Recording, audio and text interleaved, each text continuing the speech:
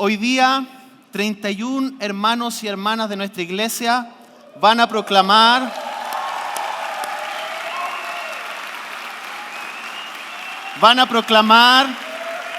que siguen a Cristo radicalmente. Y hay muchas historias en medio de estos hermanos, algunos que conocieron al Señor cuando niños, otros más adultos, otros inclusive en tercera edad, pero hoy día van a proclamar de que algo ha sucedido en sus vidas y van a proclamar por medio de una acción externa que un cambio profundo ha sucedido en sus vidas. Y el bautismo justamente representa de que morimos al sumergirnos en el agua. No los vamos a hacer morir ya, los vamos a sacar de vuelta. Morimos a nuestra vieja vida y volvemos a una vida nueva. Y sobre todo, estos hermanos están diciendo de que han creído esta historia de redención del plan del Señor, que en realidad comienza así, de que Dios es un buen gobernante y el creador de todo el universo. Y Él nos puso justamente en esta tierra con un propósito, con el propósito de disfrutar la creación. Nos creó para el bien, para hacer buenas acciones. Y por eso dice, digno eres Señor y Dios nuestro, de recibir la gloria, la honra y el poder, porque tú creaste todas las cosas, por tu voluntad existe y fueron creadas. Y Él nos puso en este lugar, en el Edén, donde tenía un propósito para nosotros. Pero el problema es que justamente algo pasó.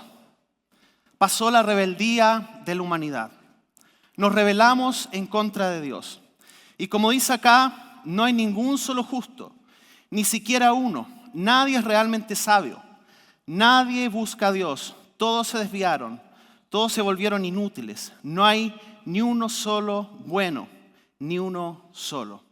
Y este es justamente el diagnóstico de que nos hemos apartado como humanidad de Dios. Y esto justamente es decidir vivir una vida independiente del creador, del gobernante. Y por eso es justamente lo que nosotros definimos como pecado. Que pecado no es solamente hacer cosas malas, sino que decidir vivir una vida independiente y separada de Dios y del creador. Ahora la pregunta es, ¿qué va a hacer este Dios que es perfecto justamente con esto? Este Dios justo. Y aquí nos encontramos con la justicia de Dios. Y por eso dice, y así, como cada persona está destinada a morir solo una vez y después vendrá el juicio. Y aquí está el diagnóstico. Todos hemos pecado. Y nos vamos a encontrar en algún momento con la justicia de Dios. Somos pecadores, nos hemos apartado. Pero sin embargo, el gran pero de la historia que sucede aquí es justamente el pero de Jesucristo. Que Dios envió a Jesús para morir por nuestros pecados, para darnos esperanza, para pagar justamente el precio que nosotros teníamos que pagar. Y cada uno de los hermanos hoy día y hermanas está justamente diciendo de que en un momento pusieron esta fe en Jesucristo como el rescatador. Como dice, todos nosotros nos hemos extraviado como ovejas, hemos dejado los caminos de Dios para seguir los nuestros. Sin embargo, el Señor puso sobre Él los pecados de todos nosotros. Nosotros éramos quienes merecíamos el pecado, porque nos habíamos rebelado contra Dios. Nos habíamos ido por otra vía. Habíamos decidido como humanidad vivir independientes de Él. Y necesitábamos justamente pagar esta deuda. Porque todo aquel que negaba justamente la voluntad de Dios, la paga del pecado, lo que nos dice la Biblia, es la muerte. Pero Jesús tomó en su cuerpo, en la cruz, justamente el pecado que a nosotros nos correspondía. Y no solamente eso, sino que Jesús es el gobernante y salvador resucitado. Él no solamente murió por nuestros pecados, sino que gracias a su resurrección, nosotros podemos ahora tener vida eterna. Que toda la alabanza sea para Dios, el Padre de nuestro Señor Jesucristo. Es por su gran misericordia que hemos nacido de nuevo, porque Dios levantó a Jesucristo de los muertos. Ahora vivimos con gran expectación. Y al vencer la muerte, Fue levantado por Dios como el gobernador y rey soberano. Y a Él le corresponde ahora esta labor de ser el juez de la humanidad. Y por lo tanto, Él nos va a juzgar. Y en un momento, cuando nos toque enfrentar este paso de la muerte, Él va a decir y va a justamente decidir en base a quién ha puesto la fe en su sacrificio respecto a quién pasará la eternidad con Él y quién de otra manera está separado eternamente de la presencia del Señor. Ahora, ¿dónde nos deja esto? Esto nos deja justamente en una clara elección entre dos maneras de vivir. Una es justamente creyendo en Jesús. Y como dice ahí, el que cree en el Hijo tiene vida eterna. Ese es uno de los caminos. En decir, ¿sabes qué? Yo creo que Jesús es aquel que puede salvarme, es aquel que pagó la deuda de mi pecado, es aquel que es el rescatador y salvador. Pero el otro camino es, como dice acá, pero el que rechaza al Hijo no sabrá lo que es esa vida, sino que permanecerá bajo el castigo de Dios. Y eso nos deja en estas dos disyuntivas. Y la pregunta aquí es, ¿cuál es el camino que vas a decidir tú seguir? Tal vez estás escuchando este mensaje por primera vez. Quizás estás invitado por algunos de nuestros hermanos y hermanas que hoy se bautizan. Quizás vienes participando ya hace un tiempo en la iglesia. Quizás nos estás mirando por la transmisión de internet. Pero la gran pregunta es, ¿cuál es el camino en el cual vamos a decidir vivir? Y la verdad que esta es la pregunta tal vez más importante que deberás resolver en tu existencia. Porque un camino en el cual vivimos según nuestra manera significa justamente que vamos a rechazar a Dios como gobernante. Y aquí vemos las consecuencias de un mundo que ha decidido vivir independiente de Dios. Las consecuencias de este pecado que ha afectado la propia existencia, que ha afectado la creación y que sobre todo ha afectado también la relación unos con otros. Y cuando vemos la vida, por ejemplo, de lo que nosotros observamos en Chile, donde cada vez hay más violencia, hay menos empatía, hay menos paciencia, nos damos cuenta que en muchos sentidos estamos viviendo los frutos de este pecado en nuestro propio contexto.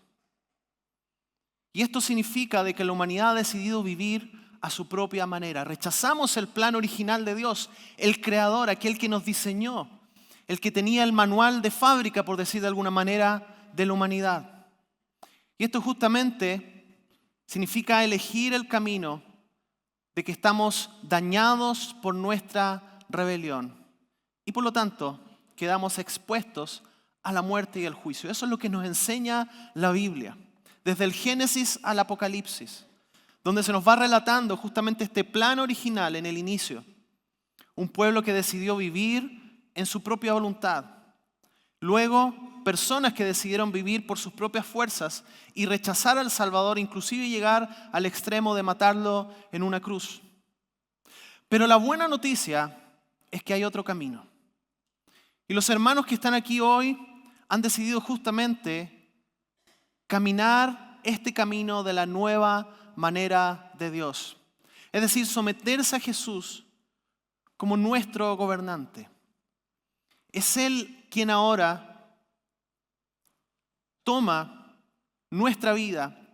Es aquel que va a regir cada uno de nuestros pasos.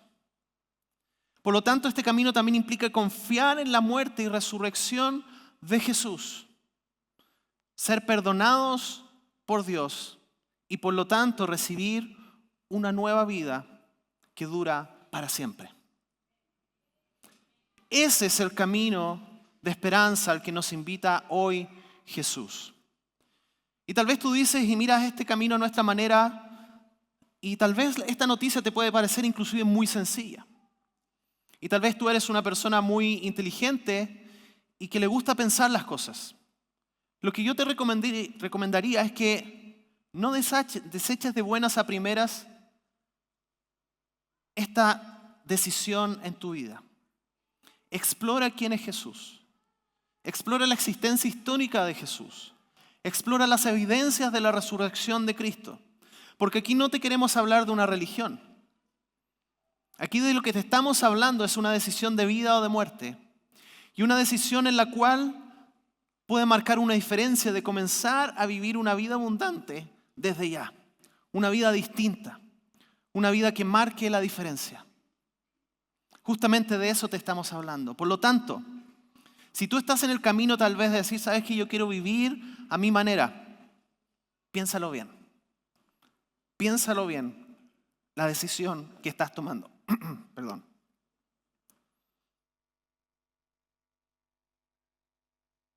¿Cuál es el camino en el cual vas a decidir andar? ¿De qué manera vamos a decidir vivir? Cuenta una historia de que había un padre que estaba en el auto con su hijo y entró una abeja al auto. Y el niño era alérgico a las picaduras de abeja. Por lo tanto, se empezó a desesperar, empezó a gritar, porque sabía que si lo picaba iba a tener una reacción alérgica muy, muy compleja. Y entonces lo que el padre hace es que toma la abeja, la aprieta y la suelta. Y para sorpresa del niño, la abeja sigue volando al interior del auto. Y se vuelve a asustar y mira a su papá como diciéndole, ¿por qué no la mataste? Y en su momento, el padre le estira la mano y le muestra la mano. Y tiene la lanceta picando la palma de su mano. Y le muestra y le dice, a lo que tú tienes temor por tu alergia, ya está fuera. Ya no hay peligro en esa abeja. ¿Y sabes qué? Jesús de alguna manera hizo lo mismo por nosotros. Había un aguijón que era el aguijón de la muerte y del pecado. Y Jesús tomó este pecado, tomó el castigo que a nosotros nos correspondía y con sus manos perforadas nos muestra y nos dice, yo ya tomé la lanceta del pecado y de la muerte por ti.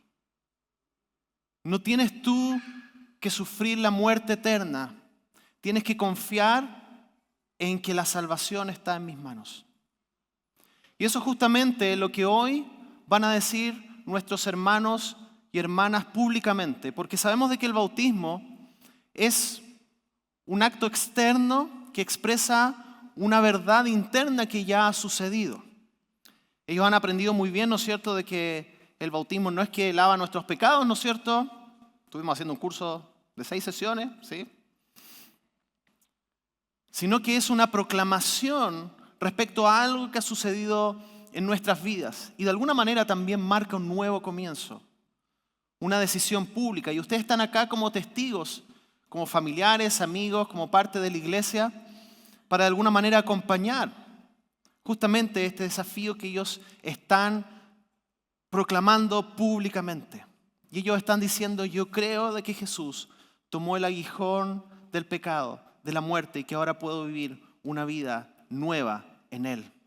Como dice 1 Pedro 2:24, Él mismo cargó nuestros pecados sobre su cuerpo en la cruz, para que nosotros podamos estar muertos al pecado y vivir para lo que es recto.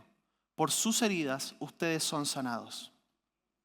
Y si tal vez tú estás escuchando hoy por primera vez este mensaje, yo te quiero invitar a que tú puedas justamente tomar la decisión de este camino, de decirle a Jesús, ¿sabes qué, Jesús? Yo ya no quiero vivir por mis propias fuerzas, sino que quiero vivir en tu voluntad, basado en la obra que tú hiciste. Creer de que tú tomaste el aguijón del pecado y de la muerte y que ahora puedo estar en paz con Dios y tener una nueva relación. Si ese es tu deseo, simplemente háblale a Dios y dile, Dios, quiero que tú seas el centro de mi vida. Jesús, te acepto como mi Salvador personal.